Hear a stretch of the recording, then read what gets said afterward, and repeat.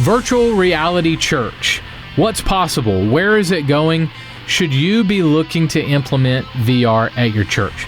We're going to answer those questions today as we talk to two pastors who have physical and virtual reality campuses at their church. This is Making Sunday Happen.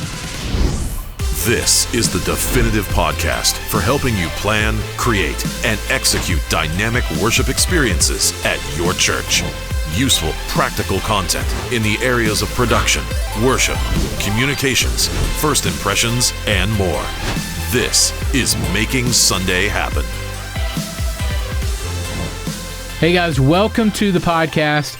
Today we dive into the world of virtual reality. If you're unaware or we need to define some terms, virtual reality is computer-generated simulation of a 3D image or environment. So you need a helmet known as an Oculus headset to access the VR world. You can buy an Oculus for around $300 on Amazon. And churches are creating campuses of their church to reach people in virtual reality. It's happening. Today, I'm talking with two pastors who are experimenting with VR at their church. I talked with Gerald Faulkner, who has just started to implement VR at his church in North Carolina. I also talked with Jason Poling.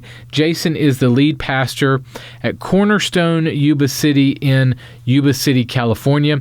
They have a full VR campus there at Yuba City and are staffing the campus just like they would a physical campus of their church.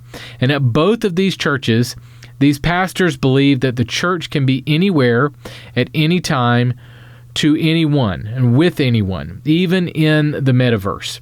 These are pastors that are reaching people for Jesus in the VR world. So we'll dive in with Gerald first and then Jason. Let's do it. Hey guys, my name is Alan Smith, and I want to personally invite you to Design Revival 2022. It is a design conference for churches that will equip you to use good design to better communicate the gospel, and we believe that good design matters. And so we want to help churches understand how to create good designs for their print, for their web, for their social media, for their worship experience, so that it better communicates the gospel, engages their community, and helps connect people to your church. So check us out, designrevival.ga, for more information. We would love to have you come join us this year at Design Revival Conference, August the 26th and 27th. Hey guys, today I welcome Gerald Faulkner. Gerald is the founding pastor at Innovate Church in Kannapolis, North Carolina. Jared, welcome, man. Thanks so much for being here. I'm good, bro. Thank you for having me on here, man. I appreciate it. Thank you. So tell me a little bit about Innovate Church. You guys are in North Carolina. How long have you guys been in existence? We were launching just before COVID hit. We were looking at beginning in our house. This is a space that we were going to be in. It's in my basement here. And, really with the goal of being outside in the neighborhood more than gathering here all the time, Yeah. And then, of course, we know what COVID did to all things. It shut down everything. And so we had to stop. And we had only been gathering with a few family and friends at the time. We were really looking forward to the spring to get out and start spreading the word, Yeah. And so when COVID hit, my wife has severe anxiety anyway. And so along with that, and then, what do? I still want to minister to people. I still want to reach people. Still want to do what I feel like God's called me to. So eventually I finally picked up the camera and started recording myself, And from that, we've kind of worked out to now we meet twice a week online only. My heart is for those that are suffering from loneliness for whatever reason. Maybe they can't get to a traditional church. So they're kind of at home, maybe forgotten, however you want to put it. And really, those are our kind of people, because what my wife has experienced, she's not been able to go to church. And so let's bring the church to her. Let's bring the church to them. So she's kind of my avatar for what we're doing now.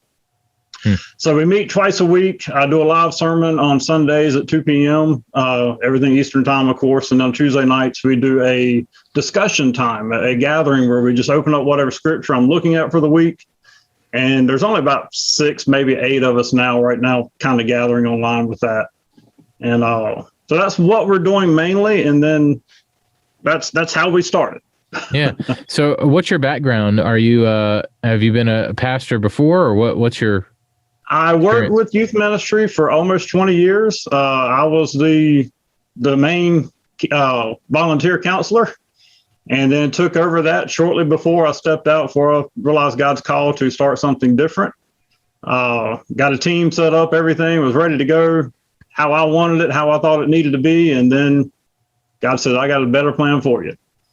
And so there's nothing I've ever looked for. I didn't ever want to be a pastor.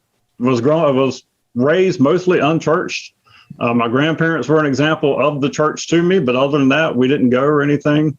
Yeah. It's not until I met my wife and she kind of drugged me to get involved with the youth there. Traditional Methodist church, United Methodist Church, and that was her home church. And like I said, we spent over 20 years there. Gotcha. Well, I really wanted to have you on because you guys have been experimenting a lot with virtual reality church, right? And doing a lot of things digitally. And I'm kind of having a swath of people when it comes to VR on the show. I want to kind of get your take on it, just kind of starting with it over the last couple of years, and then folks who have been doing it for a number of years, and kind of mesh the two and see what everybody is doing. You guys are using UltraLive for your online experience. I know the team there, great team. So tell me a little bit about how you guys use UltraLive. How is your online experience set up? Well, for our Sunday messages, basically, we have their little platform where you can go in and pick a seat, whatever, and you sit with somebody you want to sit with, which is what I thought was pretty innovative about the application to begin with. You have a little 4-person watch party, and then if you want to move everybody to a room afterwards, then you can do so. We haven't had a whole lot of interest in joining there yet because a lot of people are not even aware of what it is. Mm-hmm. So we have tried to put out some videos and things like that to help people understand why we're moving toward that or trying to use that. And we do still stream on YouTube and Facebook as well to allow those people that aren't comfortable in that kind of atmosphere to still participate. I usually have a little live chat before we get started, all that good stuff. And then once I start into the message, it's just me. And at the end, we kind of have a little closing. On our Tuesday night discussions, and we used to do a prayer night on Thursday nights, just kind of combine those two now to give me another little bit more time in my week to do other things. We use our rooms feature, basically like Zoom, mm-hmm. And there we're just face to face. Like I say, I got a scripture plan for the week, and we kind of look at that scripture, and we just transitioned over the past couple of weeks to where I don't really do my study ahead of time. Because when we first started, it was me bringing everything, all the intricacies of the text and all my study, and then ask a few questions. But what I really wanted to do whenever I started this church was make a place for people to come with their own opinions. God speaks through all of us. So I wanted to hear what others want to say, and not just me come on here as the expert and tell them what they're supposed to think or say, and also make a safe place for us to ask questions. So that's what we're doing on Tuesday night, and again, even that we stream to YouTube and Facebook just to allow those others that aren't comfortable in that platform to have a way to still participate with us. What led you down a path to digital, and you guys are really online only at this point? What led you down a path of UltraLive and VR Church, and what led you? I know you mentioned your wife, but what led you down that as a weekly flow? Really, it's my wife to begin with, but I enjoy it where I'm at now. Like I say, we've kind of understood now, just recently kind of believe that our people are those that are not able to or not going to a traditional church for whatever reason. Be it a physical disability, a mental disability, or still not comfortable just with the whole COVID thing. Like I say, my wife, she suffers severe anxiety, has agoraphobia, so she wasn't able to get out very much, and especially with COVID being here, she's got really bad anxiety with that because it deals with breathing and all that, And so we haven't let anyone else really come over, but I still have this call and this yearning to share God's word and to meet together. I know you can debate on whether it's really gathering or not. We feel that it is. And so we're happy with being digital and reaching, I've got a couple of people that join us now that are homebound or bedridden. and they didn't have a church. And so we're able to be church and be community with them there and give them some friendship, some community away from the isolation that they may be feeling. You brought it up. What is the, I know there's an argument to be made of, is it real church? Right. Are we really gathering? Are we, can I get the same things out of an online experience as I do physical? What's your take on that generally? Generally, I still see it as a gathering. It's different. Yeah, you're not in physical proximity to each other. You can define it as church if you want to. Everybody's got their own ecclesial view of that point. I believe that a lot of the sacraments things are where we kind of get into that debate more than just the whole gathering aspect of it. But for me, I can remember being in my younger years and gaming and building relationships in multiplayer gaming. Mm-hmm. We had Bible study back then. We had friends, and I was trying to share the gospel there where I was playing Call of Duty, Mm-hmm. And so it's still making relationships, it's still building relationships, and it's still spiritual for people. They still get to experience the word of God. They still get to experience the worship, the prayer, the coming together and caring for one another. And so I do see it as, I'm going to say, a form of church. It may not be everybody's form of church, but for those that are restricted or prefer this, then I want to be that option for them. So you guys have been experimenting with AltSpace VR. Mm-hmm. Right. Tell me about that. How'd you find it? How are you implementing it? Well, I've always been kind of on the outskirts interested in what was going on, and of course, when our Facebook come out with the whole Meta announcement, of course, that kind of brought it to the forefront for a lot of us. And so really, I just began to see some of what was going on. I followed DJ Soto and VR Church and checked them out almost a year ago, I guess. Watched a little YouTube video of their service. I'm like, oh, that's pretty neat, And then here, almost a year later, finally took the dive to buy an Oculus headset and venture into the world there. AltSpace is interesting. I've tried them all, or I don't say all of them. I've tried AltSpace, I've tried Rec Room, I've tried VR Chat, and you hear all kinds of different things about each one as well, as far as the populations that are there, the demographics that are there. AltSpace for me, I jumped into it and found it. Well, I'll tell you, my first night on it, really, it was a Tuesday night, and I pull it up and it shows you the events that are going on as soon as you log in. And so they make it very easy to see what's going on. And that first night, I saw a group called Living Room Living Room Church, sorry. And I was like, well, let me go check it out, see what it's like. And immediately I started making friends there. And then the following Sunday, it's like, well, there's a whole lot of churches on here. I want to see what churches are doing on here before I just jump on and say that we're going to go into it. Got on there, visited about 6 or 7 different churches that day, met a few different friends as well.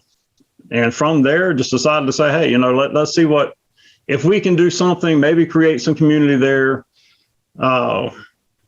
We know there's a population of people there, and you don't always know the background of anybody you come in contact with. That is a easy way to come in contact with people without putting anyone at risk for COVID or whatever, for one. And then there's also a population of people there that's not going to go to a traditional church, not going to stop in a church building as well. And so wanted to see what it was like, experiment, see what we can find out there. Yeah. And so it took me a couple of weeks after that. Like I said, I've only been on there for 5 weeks now. We did start a men's group there to begin with. One of the first gentlemen I had met, he had mentioned it. I'm like, man, I've been thinking about trying to do that for a while anyway, using Altar Live or something like that.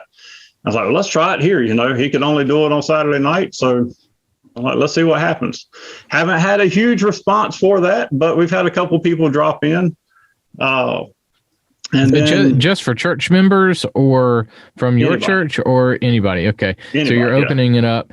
So tell me how the groups work, and let's talk about that more. What's your men's group been like on Saturdays? Again, we just started. This was our second night this past week.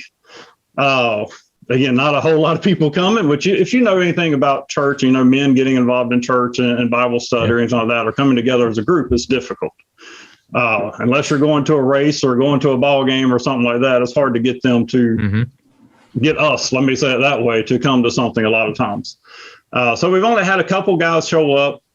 And basically what you do is you go in, you set your event time, and no one can come in until your event actually starts. So like 3 minutes till time for your event to start. And there's a way to get it to show up as a main event. And so we do that, which is fairly easy now once you've done one. And so when the people are looking for events to go into, they select where they want to go to.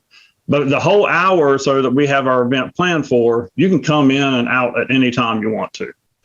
So like this past Saturday, whenever we met, it was only me and my friend there to begin with. For about the first 20 minutes, maybe or so, then we started getting another guy come in, you know, and you kind of, it's hard to break away. We're actually watching a video there using Craig Rochelle's fight material. Kind of want to start with something that, you know, definitely spoke to us for sure.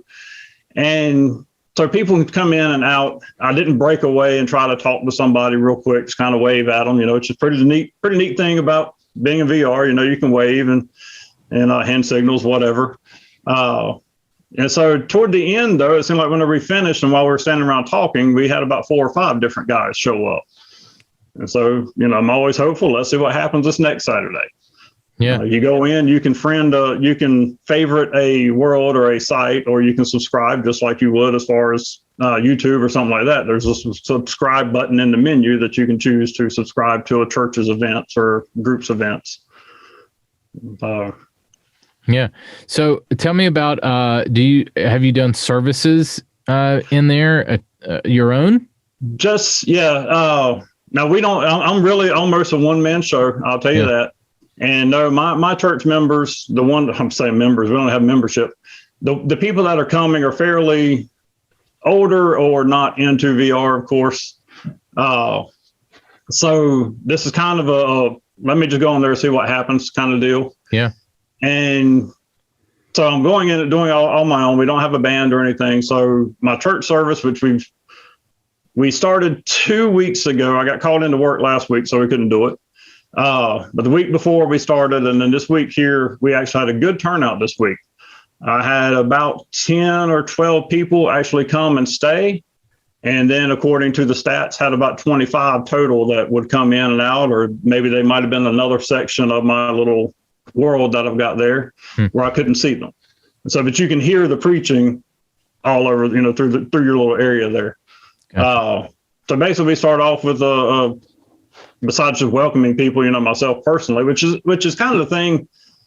When I was out venturing, and I wrote blogs about it, when I was out venturing to the other churches, you see those that just show like a YouTube stream.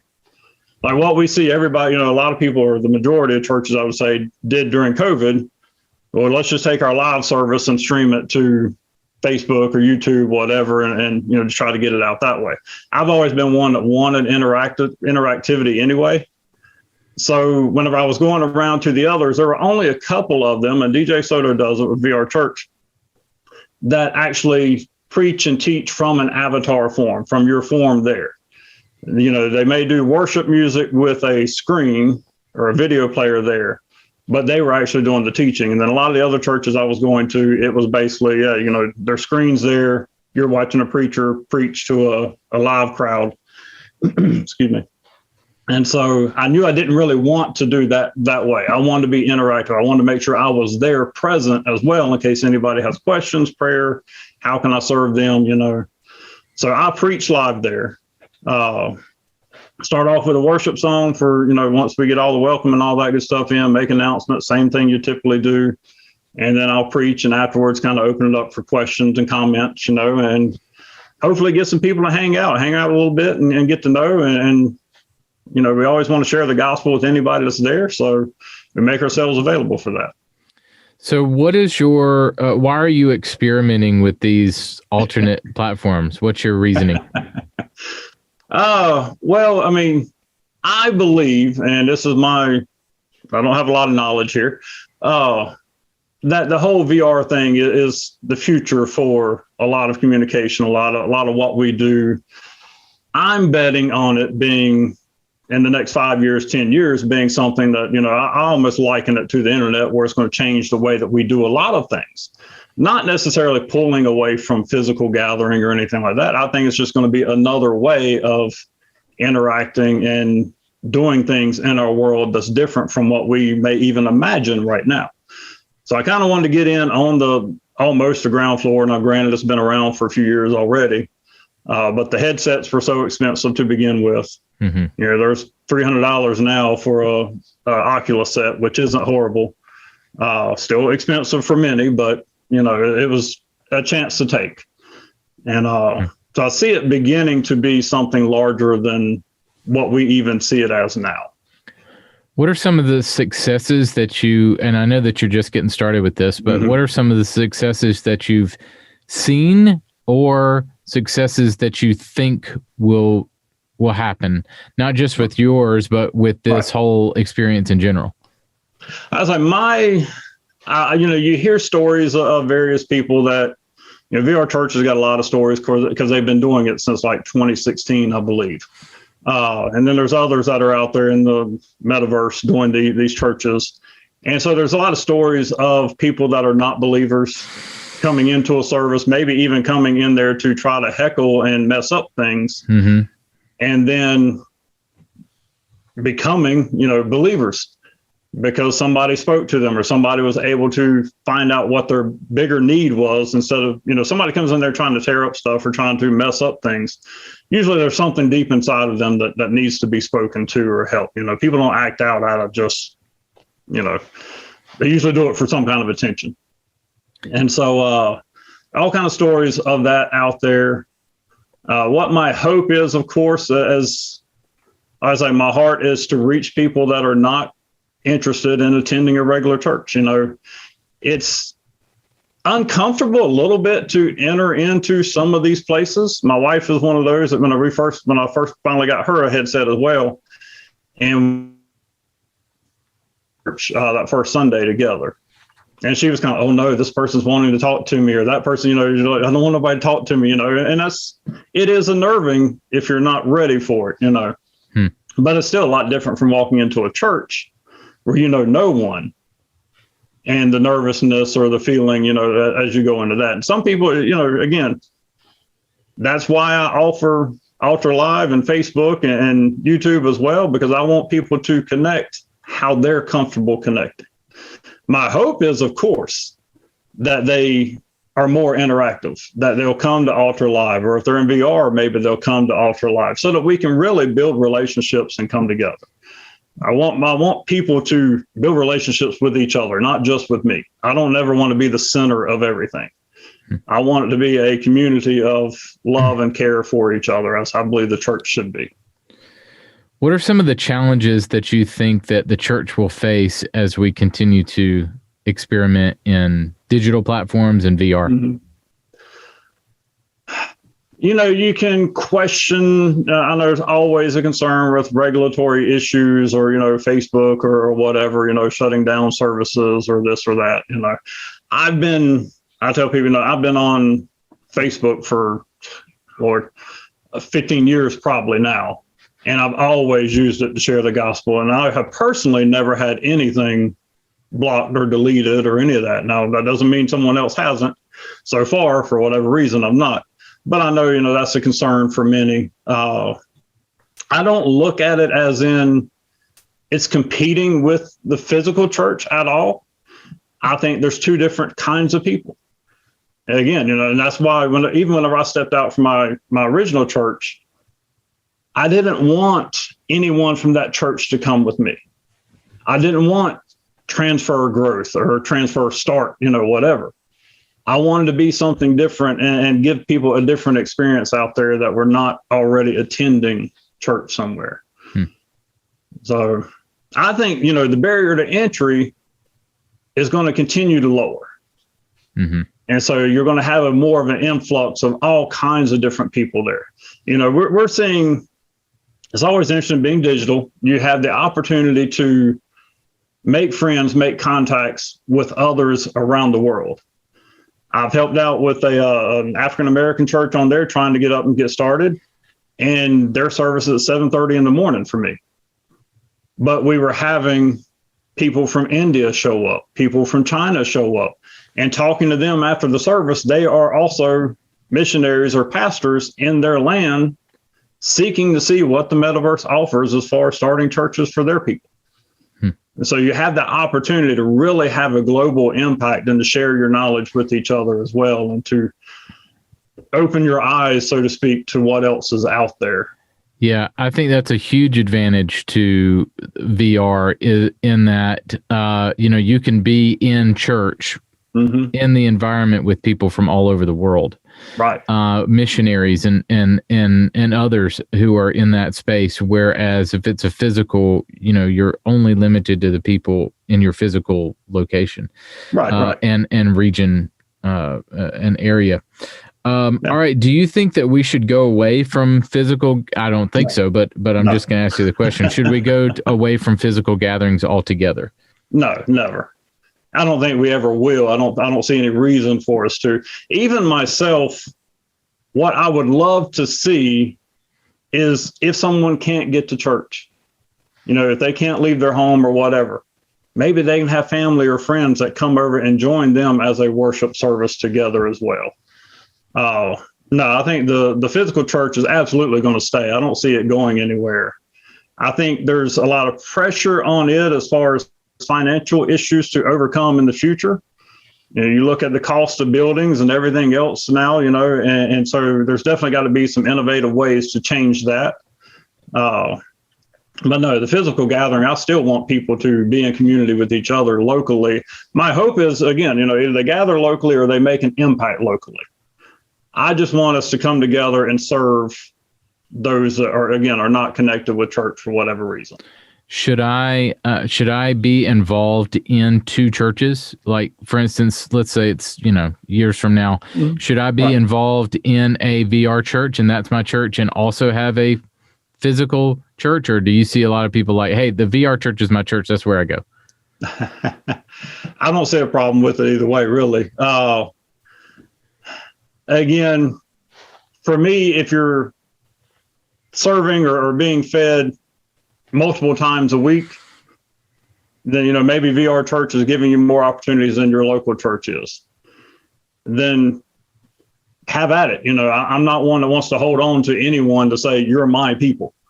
I want anyone to be able to go out here, and even working on youth ministry, it was, well, let's go help this church, or let's serve with this other group over here and do what they're doing, even Charlotte or local areas around here. And so, I know we can get possessive sometimes. And that's the way that I actually ended out of my church. Very well loved everything, but yeah, they let me go early whenever I told them I was going to plant a church, because they were afraid that I was going to pull youth and it would be confusing for the youth or whatever.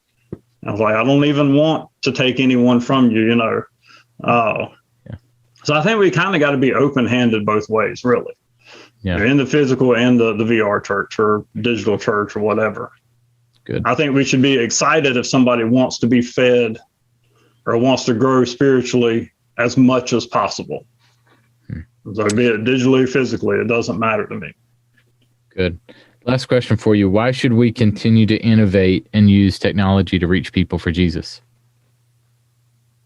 Because people are there. People are using it.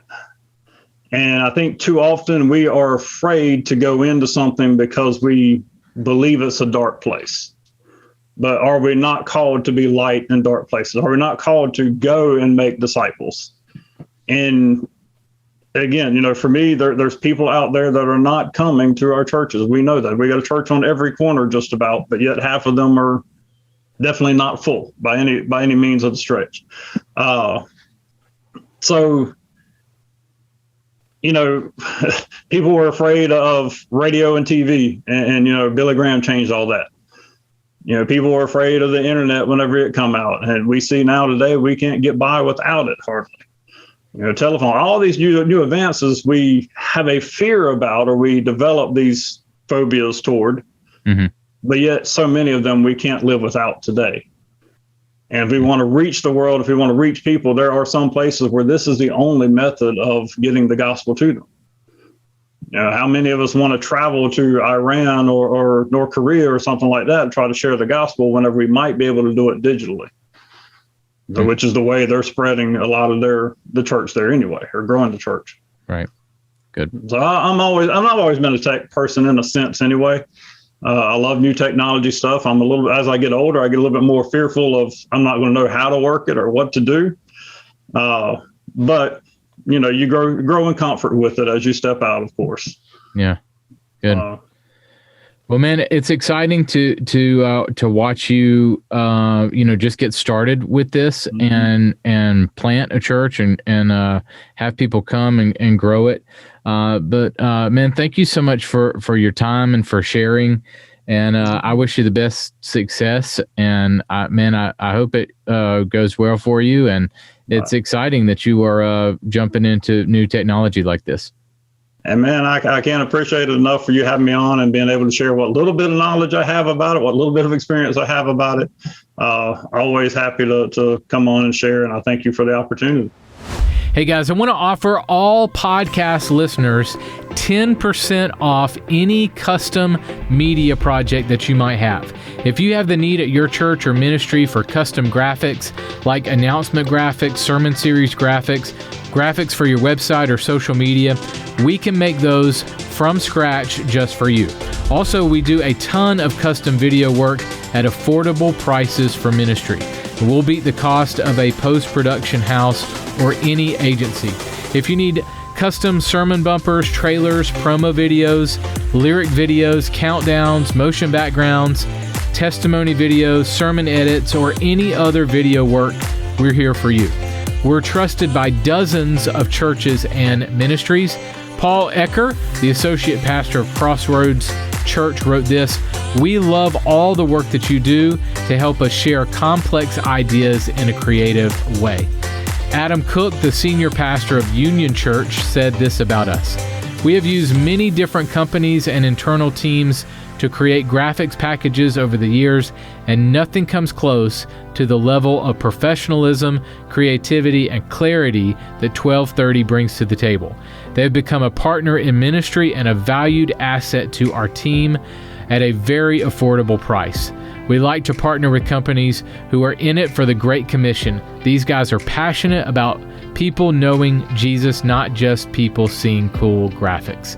And that is so true. Our team is about helping you see life change in your community. When you use us, you're not just getting great design and video, although you are partnering with a team of people who love Jesus and want to make him known. We're cheering you on and partnering closely with you to help you share and communicate the gospel and see discipleship happen in your community. So take 10% off your next custom order with us. Just visit 1230.media/custom and just mention discount 10 when submitting your project. That's 1230.media/custom and mention discount 10 when you submit your project for 10% off your next custom order with us. Hey guys, today I welcome Jason Poling. Jason is the lead pastor at Cornerstone in Yuba City, California, all the way from California, making the jump over here to South Carolina where I am. Jason, welcome, man. Thanks so much for the time, buddy. Great to be here, Carl. Thanks for the invite. Appreciate it. So we were talking about the time difference. I don't think I got you up too early today with our good. Our time it's not too early now. All right, good. 3 hours difference, but we're good. Good, fresh and ready to go. All right, so tell me about Yuba City Church. How did the church get started? How did you? Are you the founding pastor there, or you come in later? I came in later. Yeah, so it's been around since 1955. A little neighborhood church essentially. I came in just about 4 years ago, almost now. Okay. And church was, relatively small. I mean, probably 100, 150 people. Mostly, this part of the story is important because we're talking about something so crazy as VR technology and doing church campuses. This church was 100, 150 people. Mostly, I would say majority over the age of 50. So really not a lot of tech savvy people. It's grown since then. We're probably 250, 300. And now we've got these metaverse campuses, and it's been such an encouraging thing to see that church that they probably didn't have any idea what VR was. And now they're just so behind it, so excited to see what God's doing there. That's awesome, man. So give me a little bit about how you guys are set up. You do have a physical gatherings as well as Metaverse, right? Tell me the setup. Yep. So we have the physical gathering Sunday morning, just traditionally like most churches. I got 2 services in the morning, and then we do 2 more services in the afternoon for our Metaverse, our VR campuses. So we got 2 separate campuses on 2 separate platforms, which we can talk about all that, what a platform is in VR. But and then we got a 3rd one coming up here soon, Lord willing, putting a preaching team together to get that going. So we basically the afternoon is full of VR, and the morning is full of we call IRL, or in real life physical church. So what's the next campus for you? Is it Metaverse World, or is it physical? It's gonna be Metaverse. Location? So we're gonna hopefully do Rec Room, which is another huge platform. We're in Altspace, and that's Microsoft's, and then VR Chat, which is probably I'd probably say the biggest of all the VR platforms. We're already in there, and then Rec Room is probably close second to that.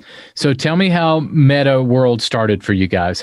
Give me the genesis of all of that. Yeah, so it was crazy how God led us to it, because we started putting a team together at the end of 2019, so way before the pandemic. So it really worked out so great for us to have this ready by the pandemic beginning when we locked down.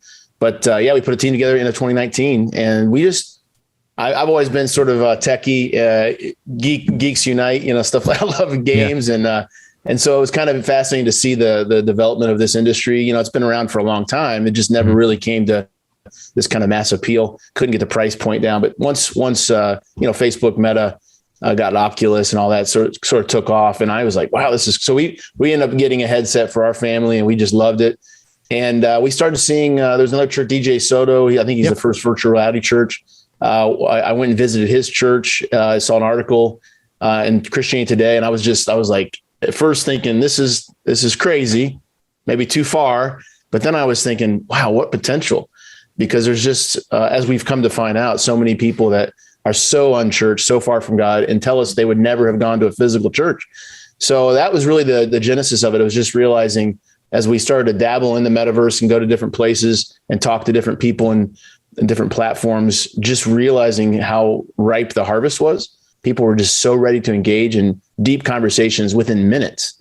Just the nature of the metaverse, the nature of the community there. That's just how it works.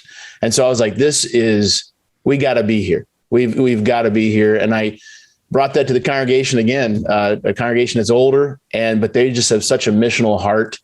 And they were like, hey, wherever there's people, let's go get them for Jesus. So that's really what happened in 2020 pandemic. Once that happened, we're like, we were already sort of dabbling. We said, let's just go ahead and launch. And we April 2020, we started our first service in Altspace.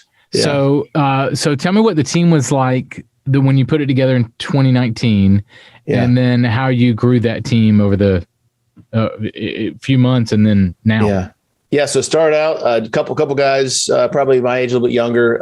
They had headsets, so they were, ready, excited. And then we had a few teenagers who, one's my son, a couple of his buddies, because they love gaming and all that. And so this was just exciting to them to put on a headset and kind of, you can build worlds and you can create, spaces for church. And so that was really fun for them. And so that was the original team. It's developed over time, changed a lot with a lot more volunteers all throughout the world who serve on, we call it the dream team, and a lot of churches call their volunteer teams that. But so we've got a lot of volunteers now, and even some paid staff that do our metaverse now. Yeah. So tell me about that. You guys have a missionary pastor to the metaverse. Yep. A director of chat, director of Altspace VR. Walk me through all those positions and what those people do on your staff. Yeah. So we've got Pastor Michael, his nickname Pastor Goose, which is kind of fun because his one of his avatars in VR Chat is actually a goose. So it's pretty hilarious. Oh. I thought you were going Top Gun on me. So no. I thought when he first said it was goose, I was like, oh, that's pretty cool. And he says, no, it's not. It's not as cool as you think. So anyway, but it works to have a guy and a goose avatar preach in that culture. It probably wouldn't work here in the IRL. But anyways, we hired him. He's been just a great gift to us. He's not only a pastor in his background, but also he's developed games. He's a game designer. So he's done a lot of our world building and helping with that kind of tech stuff. Directors, just kind of like other churches that probably are listening now that have multiple campuses. These are like, shepherds of those campuses and kind of oversee the whole thing. And so those are those positions for those different churches and those different platforms. So when we're talking about any online experience, I've kind of been on this soapbox. I want to see if you agree with it. Yeah. Is to treat my online campus like a campus, my online experiences like a campus of our church. So we have our physical locations, but the church online experience, if we treat it like a campus rather than a security camera in the back of the room, we're just kind of capturing what's going on live, but to be intentional about it because there's people there to reach. Give me your thoughts on that. Absolutely. Yeah. We do live stream and we do, Avatar Church. So they're very different in so many ways. Live stream is a little tougher to create that kind of robust communal experience. Because chat, text, you can only go so far. It's pretty awesome. I mean, you can learn a lot about each other, but it's a little bit harder. We do live stream. It's probably our weakest of all of our offerings in terms of campuses. There are some churches that I've seen that do it really well. Mark Lutz at Lux Digital Church. He does an online church and a live stream, but he just has and they use just maybe if people don't know, there's a platform called Discord. And it's just a robust kind of communal experience. It's like Zoom on steroids. And that really knits the community together 24/7. So I've seen some churches that do live stream only, and it really is good. We are not as great at that, although we have it. For us, we've really focused on VR because VR, it really is. I mean, it's much easier to create community because the people are actually engaging one another. And yes, they're avatars. That's what they're seeing. But it parallels reality where you can actually go in different spaces and it's spatially, the audio is spatially rendered so that you can walk over here and talk to John, and then you go over here and talk to Susie, and you can't really hear what's going on. But when the closer you get, it's just like being at church, in the physical realm. So it has a lot more of communal capabilities than perhaps maybe like a traditional live streaming platform does. But I think you can create a campus on all of those. So you guys are using AltSpace VR. Yep. Tell me how you found that and how you use that. Yeah. So AltSpace, I think the way I think I just threw DJ because I think he was on there and I talked to him. And so it was like, well, that seems like a good platform, pretty stable, pretty easy to use. I would say it's the easiest of all the platforms in VR. It's probably the one that if you're thinking about getting into VR ministry, that's probably the place you take your first steps because it's designed to be an event kind of platform. Microsoft owns it. They wanted businesses and classrooms, et cetera, other events. And so you can see, teachers groups. That's one of the biggest ones on there. They come and meet and talk about tech and teaching. They've got fun ones like karaoke and all different groups you could ever imagine. And they have these pre-built spaces that you can go and have your event, have all your whatever kind of multimedia you want. And it's just very stable, very easy to use. The avatar format, the design is a little cartoonish. That's just the style. It's not anything to look at, but it does the job. So we got into there first and we loved it. It's been great. But then we went to VR chat. That's a whole different animal, different art style and less stable. And even it's kind of like sometimes you feel like you're going into the red light district of Amsterdam, right? It's like the good news is you have moderation tools to kind of keep it kind of kosher, but it's the totally different unchurched people group. So VR chat's probably not the place you would want to first go, but as you get your sea legs under you and develop teams that can go into hard places. But AltSpace is, it's a pretty good platform, pretty standard VR platform. Good place to go. What would you tell somebody, a pastor maybe, who is wondering whether they should lean into this space? The questions they might have is, okay, does everybody have to get a headset? Like, give me some practical things that you guys have solved and already went down the field on. Yeah, so you can actually do all this for free. And that's the beauty of this. I mean, that's just the fact that you can start a church, plant a church from the ground up, virtual ground, but still from the ground up for literally $0. Now, of course, if you're a pastor at church, they're paying your salary. So obviously there's money involved. But in terms of new budgetary expense, you can go in and without even buying a headset, you can actually do a 2D. I don't recommend that because it's not quite as immersive and it just doesn't work as well for the experience. But if you really want to go in, $300, you can get an Oculus Quest headset. So $300 in your budget, and you can literally start a church. And if you do it faithfully, go every week, show up, talk to the people, bring the word of God, pray with them, that community will grow. I really believe that. And you'll have a church of new disciples that you're deploying for the ministry. It really is that. I don't want to oversimplify it because church ministry is hard, but you can do it for $300 or free and have a vibrant church of people that never knew Christ and now do because of your ministry. You mentioned growth. Tell me, the conversations that you've had in there. Tell me some of the experiences. Is it, really big wasteland? You were mentioning earlier that you're surprised with the conversations that you've had inside those spaces. Give me a couple of experiences that you've had. It is everyone that I've experienced it, anecdotal stories, but I've also learned from everyone else that's gone in, pastors that we've helped get in there. Everyone tells the same stories in terms of they get in and like within 5 minutes, they're in a deep conversation with more than just one person. Like there is a degree of an initial anonymity that is in VR, which is somewhat of the critique of it, but it quickly dissolves. Like it really, out of the overflow of the heart, the mouth speaks. And these are real souls with real issues, real questions about God and life and everything. And so they're there. The whole point of the VR chat platforms is to meet people and to communicate. And that's why they're there. Sometimes we find an IRL church, that may not always be why people are there. There are all kinds of reasons why people are there, good and maybe not so good, whatever. But most people, they go to the service and maybe pretty quickly head off to the Sizzler, right? Or whatever restaurant. And so in VR, it's different. People are literally there and they will waste time, hours just talking.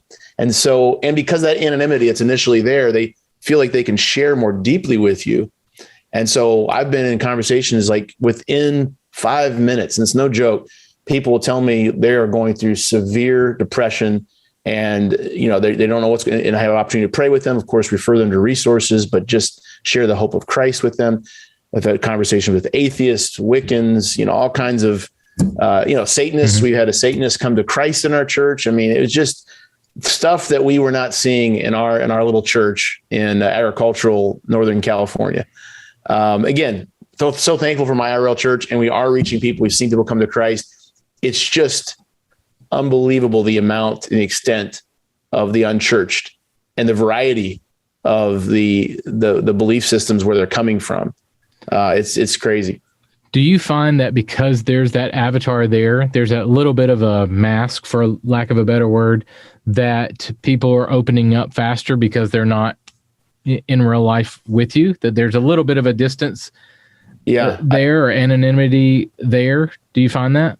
Yeah, at first it is. It definitely is there at first. What you find is most people, though, end up having their avatars looking somewhat like themselves. So you would think that, now in VR chat's a little bit different because you can have such an expression of diversity, but most of the time people want to identify as they are. And so it's really, initially it starts off seemingly anonymous, and then you just get to know them really deeply at a deep level, at the heart level and the soul. It's not what I expected. I thought it would be people faking, and is that there? Well, sure. That's there in IRL too. I mean, people can put on their suit and have on, the face and so, but I think it's just something that God is using right now in this technology. And we'll talk about this, I'm sure later, just about physical versus digital and, the differences between and which one, are they both good? Are they both bad? Whatever. But I think God is using this time with this technology to really reach people that would never have come to church because of maybe a lot of the not only the stigma that's surrounding church, the memeified version of church that they hear, but just the social anxiety about walking into a church if you've never been churched. It's just intense. And we actually find that a lot of the folks that come do have some, I wouldn't say a lot, but there's a number of people that will share about social anxieties. We've got people that are on the autistic spectrum. I've seen more people with autism than I've ever seen in my physical church because, there's just so many data points that they have to absorb in the physical realm of people's interactions. And in VR, it shuts down a number of those things, which you could argue is a negative, but it's a positive for these guys. And so that's been really neat to be able to really befriend them and minister to them in ways that they felt like they never could in a physical setting. So there's a lot of benefits. Drawbacks, too. Yeah. But, tell me about those. What are some of the challenges that you guys have faced? Yeah. So, I mean, the anonymity does create the potential for trolls. Just like when you post a YouTube video and you got all kinds of comments, and some can be really nasty. People, sometimes it's mostly humorous, honestly, when they come in to troll. Most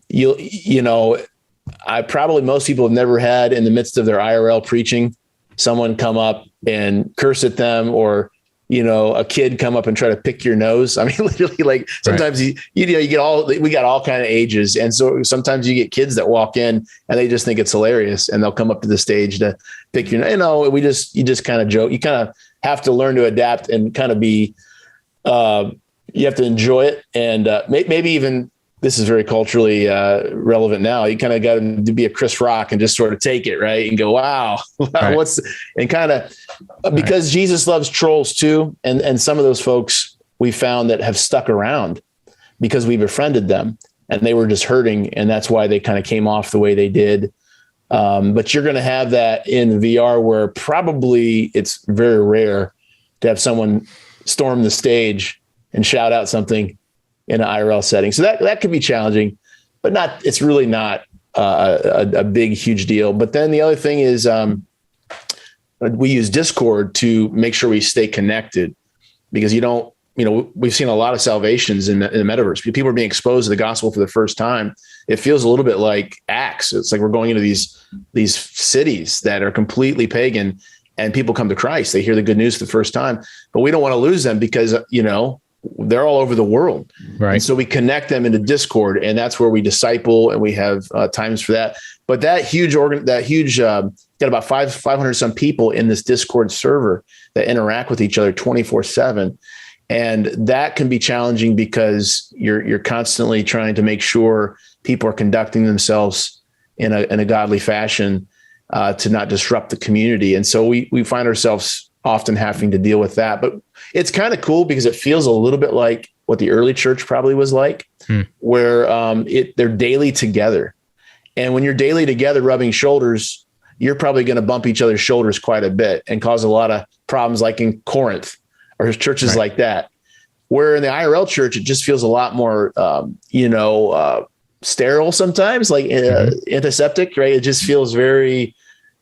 You don't maybe have that daily interaction to where life on life interactions can chisel and transform one another. And so that's an interesting phenomenon that I've noticed in the metaverse, because it's so 24/7 living. Yes, not physically together, but in spirit, like sharing hearts together. And sometimes we've had to do church discipline, which it's one of those things people don't like to talk about. And we haven't done it that often in IRL because it's so hard. We have done it to restore and to help people, not to be punitive, but we've done it more in the metaverse, and it's been really great. Actually, one guy, we had to process the discipline, and he ended up becoming a volunteer on the Dream Team and serves at our VR chat campus now. So it's just fascinating to see life transformation, even in the digital realm, even more so maybe than sometimes happens IRL. It's fascinating. Have you had many people in the virtual space come to your physical building? We have. So now a lot of people don't live anywhere near here, but one lady who still serves on our Dream Team, she now is in Texas, but she was living in Sacramento. So she came up and was part of our worship team. She would come up every so often, and that was pretty cool. So we've got some folks in the Bay Area. We do a biblical counseling training conference that we go out to the Bay Area and San Francisco area. And they join us for that. So they come and participate in that training with us. We do a lot of hybrid experiences. So we've set up some of our classroom spaces and training spaces where we can have anybody in the metaverse that wants to come, as well as IRL, can be there and interact two-way with good cameras and mics and audio, so that they can really connect with one another in, small group training, whatever it might be. So we also had a VR family reunion where we had a bunch of them fly out for the weekend, and we did a little trip to San Francisco, saw all that stuff. And then they came back and we worshiped together with the IRL church, and they stayed at a bunch of the IRL members' homes So that was kind of cool to see that interaction. Pretty crazy and awesome. Awesome. I bet. How interesting was that to know somebody as an avatar and then see them in real life? It's pretty neat. Yeah. Cool. How do you craft your worship experiences for both campuses? Do you do the same exact service? How did the services look different? We pretty much do the same exact service, just honestly for sanity's sake for me, because I started out, we're not a big church, don't have a big staff. And so I'm like, okay, I want to do this. I don't want to reinvent the wheel. I want to adapt to the culture as much as possible, but I got to, maximize my time and be as efficient as I can. So I basically just did the same service that I do, same sermon, preach it pretty much the same way. The worship, we only have one worship song in the metaverse, because we do it with a video of our team playing. We're actually thinking about maybe you can do live worship and have musicians in avatar form up there. So we're thinking about that to increase the worship time, but everyone's unmuted. So you hear people singing. It's pretty awesome. Honestly, it's the one, there's a challenge there because the technology, there's like just a split microsecond delay. And so you hear, it's a little bit off, and I was worried that might detract, but it actually, the community there is used to that. When they do karaoke nights and all they just are used to that technology delay. And it actually has become pretty beautiful in its own way. It's kind of weird, but so we worship all the standard stuff you do in the church service. We, announcements, prayers, communion, all that kind of stuff. Yeah. Tell me about that. How do you do things like, sacraments, communion, and other elements within a service? Yeah, that's the $1 million question. Everyone, baptism and communion, what in the world? Right. We've come to the place where, we're Zwinglian, we're, memorialists is our perspective. So got friends that are Lutheran, obviously that this is not going to work for them because of the view that they have of the sacraments. So for us, it's just simply symbolical. And so, just like in the pandemic, when we had live streamed worship services, every church did. Even the Catholic Church had to kind of think through how they're going to do this. And so we just say, hey, you can get, physical elements out of your pantry and you can join with us right here, right now. So even in VR, we say you can do that, but we don't say if you don't do that, if you just simply take the elements. So what we have is we have assets. That's kind of a digital asset, which is a cup of wine and the wafer, the bread sitting there on a table. And we fence the table, we open it up and talk about it.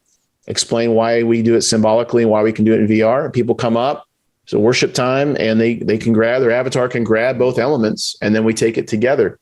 And so we believe as long as it's visually rendered and pointing to what the cross is all about and what has happened inside of you, and if it's communally engaged in which in VR you see everybody taking it.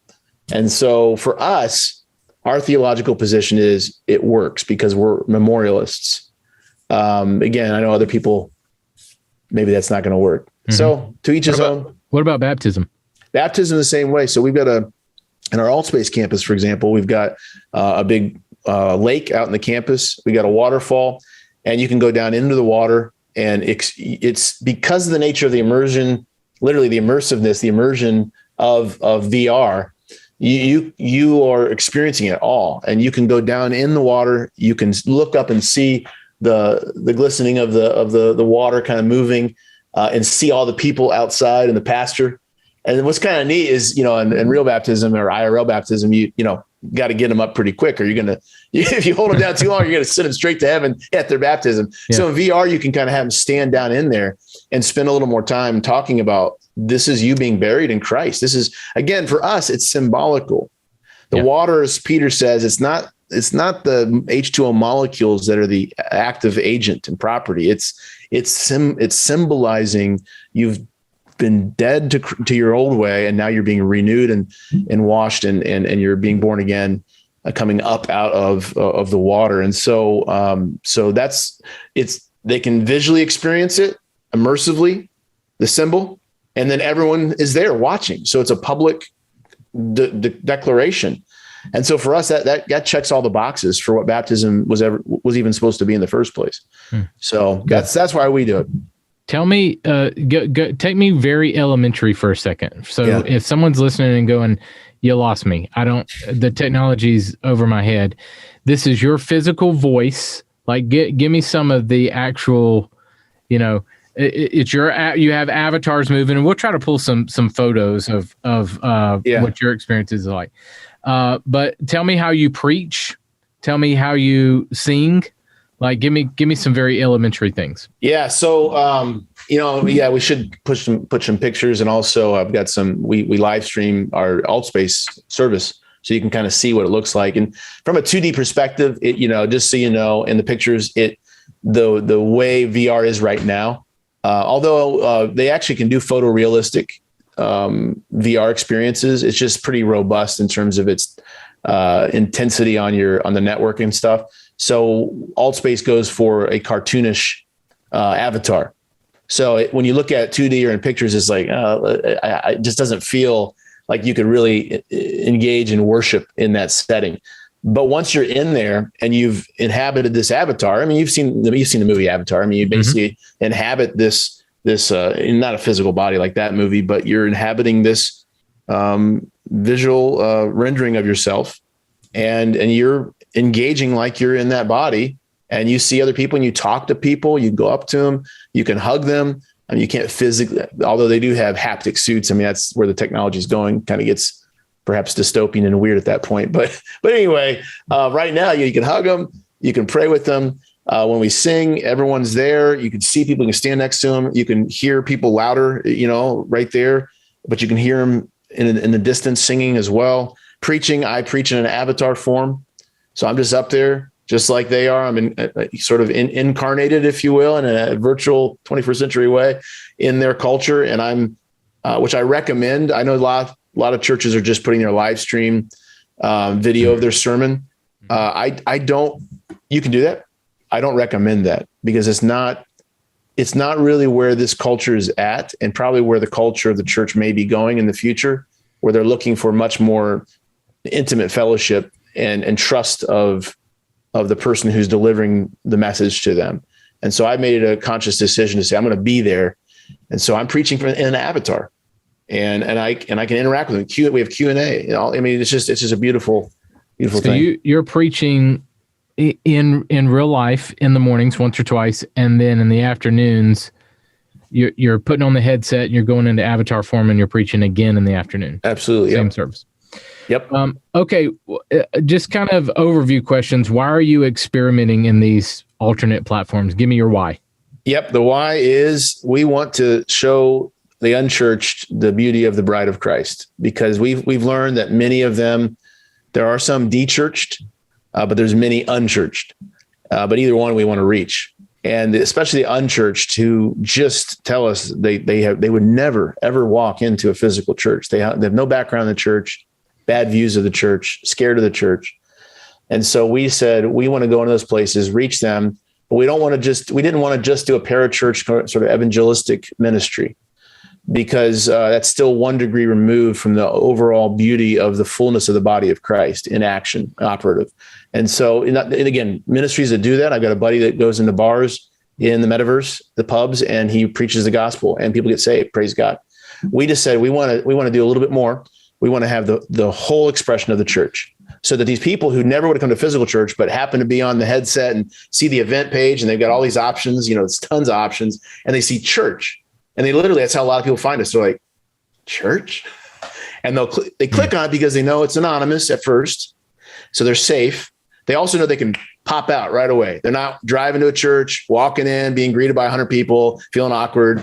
They can pop out if they feel nervous. And so we get a lot of people that way. And then they see something. They see the presence of the body of Christ. They see us doing what the church has done for 2,000 years. And so we really wanted them to experience that. So then our goal is so that they could, some may end up staying in that setting, and that's the digital versus physical kind of question, but we want to help them move into an IRL church. Now that they begin to trust the church and see the beauty of it and are being saved and discipled, we like to see them now in their local context get involved in a church. And so we've facilitated that kind of movement for some new believers and unchurched people. That's why we went in there, is so that these unchurched who never are going to come to your church would see the church. Good. Why? Obviously, you're pouring time into it. You're pouring staff into it with your budget money and tithe money. Why are you doing that in order to grow? Like, what's your vision to grow the spaces? Yeah, so we want to keep moving into different metaverse platforms. So consider it like a whole new world, and it is, and it's all these continents, and on these continents are all these tribes. And so we're literally it's like new tribes mission, right? We're going into each platform is like a continent. So Microsoft's AltSpace, it's got its own flavor, its own culture, everything. And then inside that, even there's all these little subcultural tribes. And so all the metaverse platforms that are propping up, there's a ton of them. The big ones, Facebook now has Horizons. That's a big one with the other ones we mentioned. And those will continue to grow as the metaverse, and it may change and morph as the technology changes. But, when you got big dogs, Apple coming out with their augmented reality glasses and their VR headset. I mean, once you get these big dogs doing it, it's going to be here to stay for a long time. And so we want to reach as many of those platforms, those continents and tribes as possible. And that's one of these, why I say yes to a lot of these podcasts, because I want people to hear about it. So more and more churches, I mean, how cool to be is that every time somebody logs into these places where most of the younger generations are going now, and instead of having all these, trust me, it's the plethora, the gamut of crazy groups, like just lots of like what, and then a church sprinkled. But can you imagine if they come on and it's like church, and maybe a couple of these groups, but like this is a church place. I mean, where we can really see the kingdom of God come down and sort of dominate in a good way, right? In a loving way. So we just want to we want to go into more metaverse campuses or more platforms, reach from newer people that don't know Christ, different tribes. We also would like to see this hybridization. So we're a hybrid church where we can begin to reverse sort of engineer micro church planting.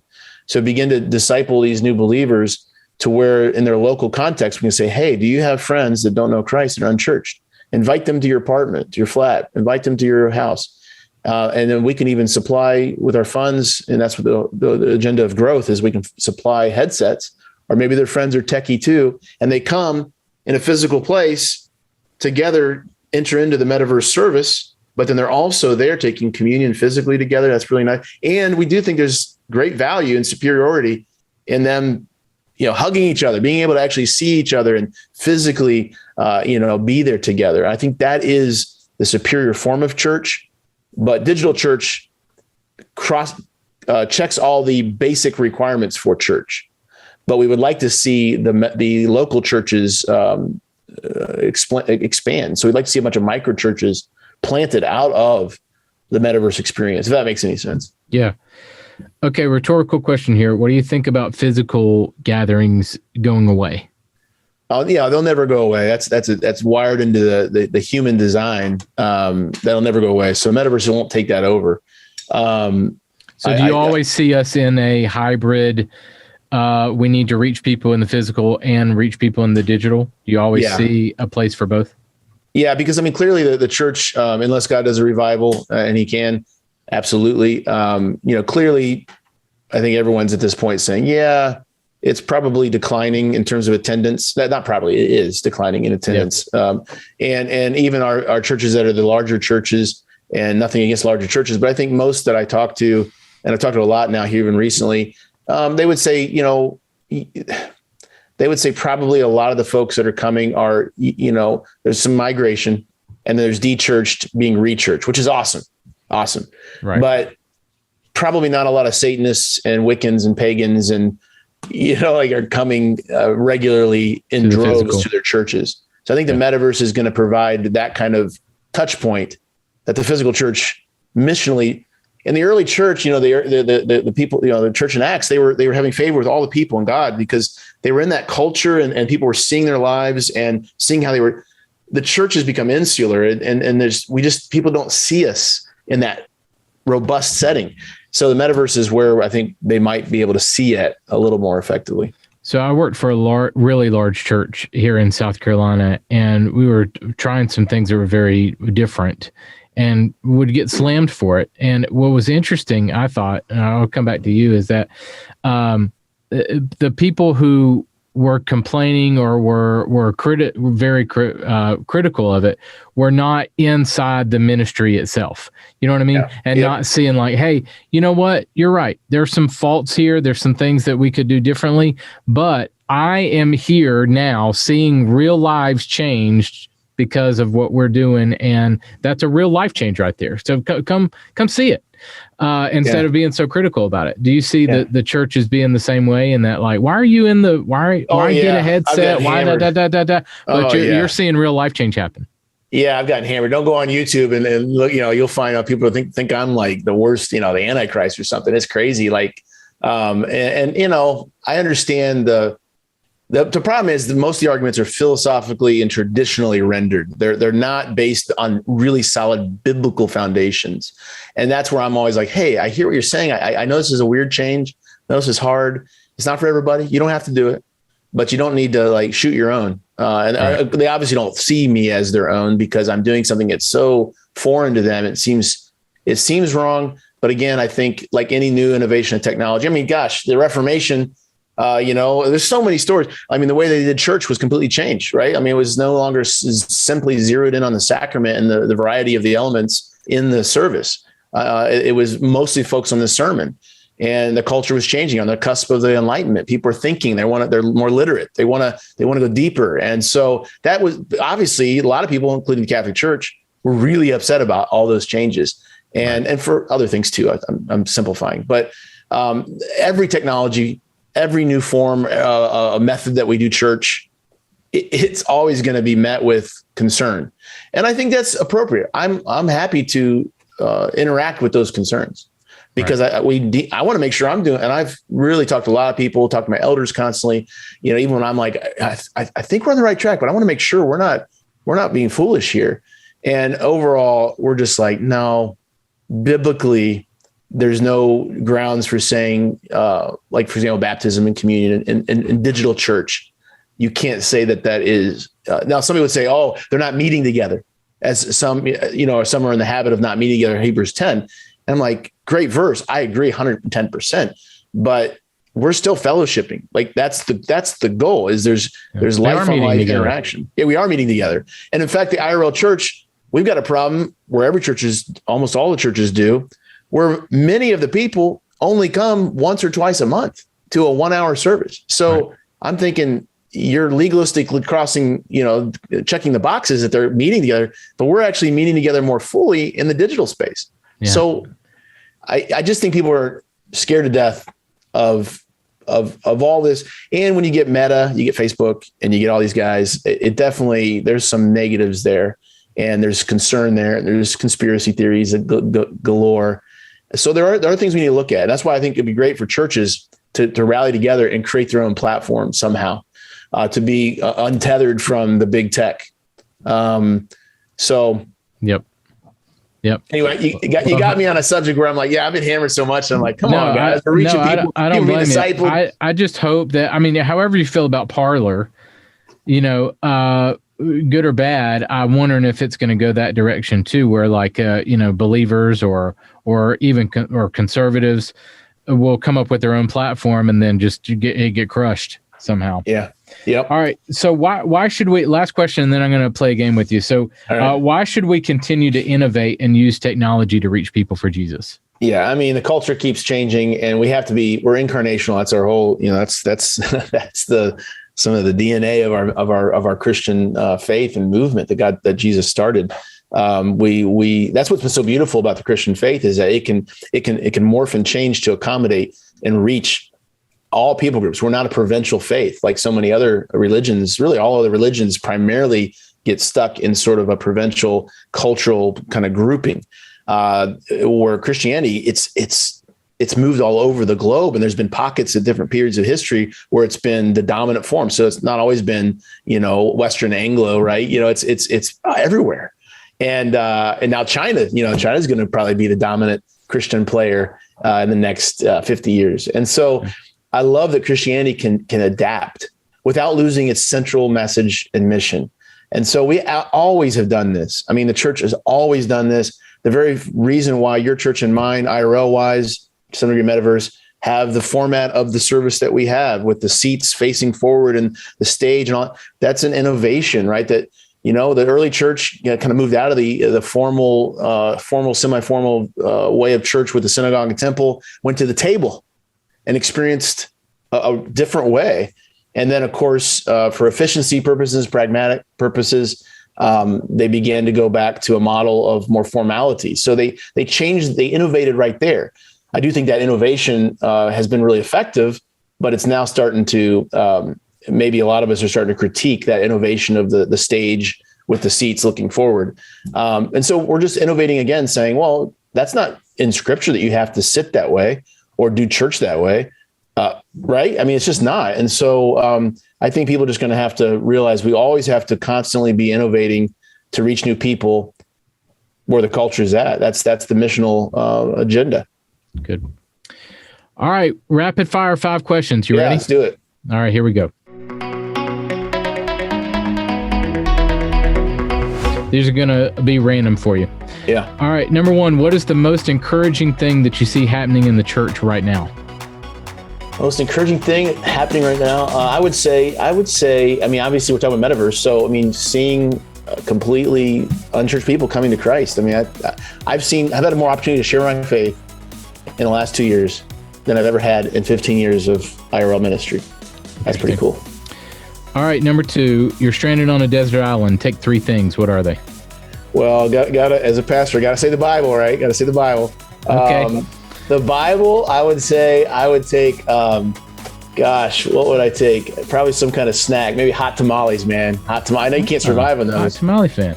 Maybe you could survive, but I love hot tamales. I'd probably take music, some kind of, some of my favorite bands for sure. All right, that'll lead me into number 3 here. Who you're listening to on your Spotify playlist right now?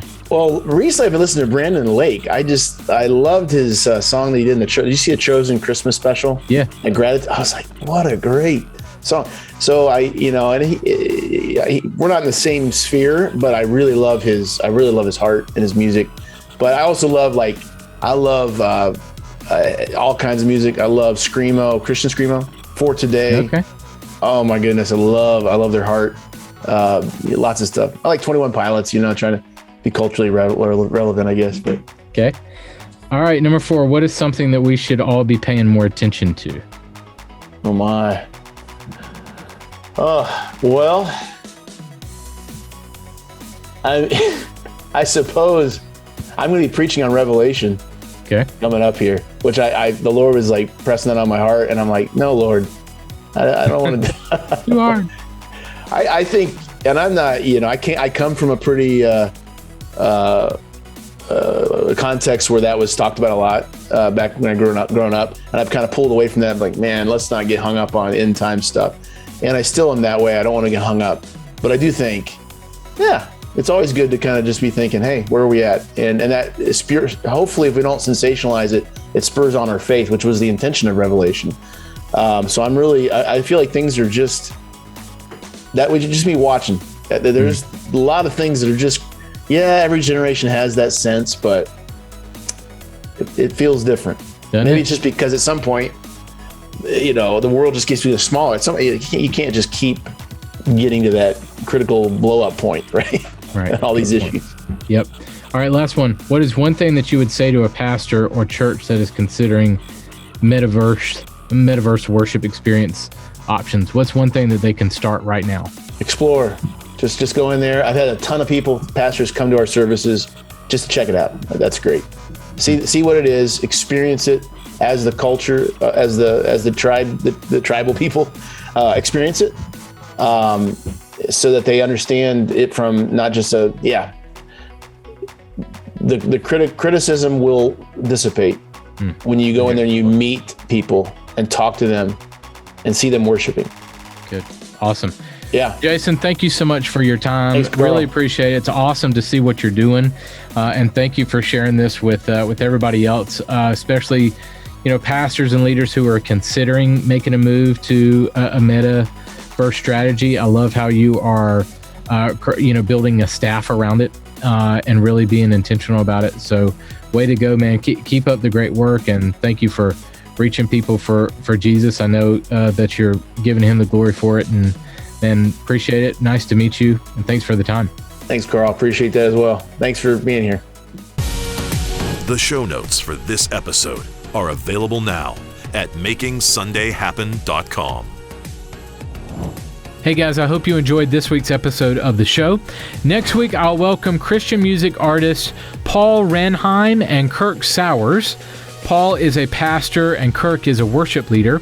With all the cultural moments that we are in, with the pandemic, with school shootings, violence around us, how can our music help us lament, help us grieve, help us process?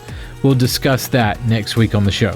If you haven't joined or subscribed to our YouTube channel or following us on social media, be sure to jump in today. Lots of great content and free resources there for you. We'll go out there and create some incredible worship experiences this weekend. I'll catch you next week. Making Sunday Happen is a production of the ministry of 1230 Media. For show notes, archive episodes, and more free resources for your church, visit makingsundayhappen.com.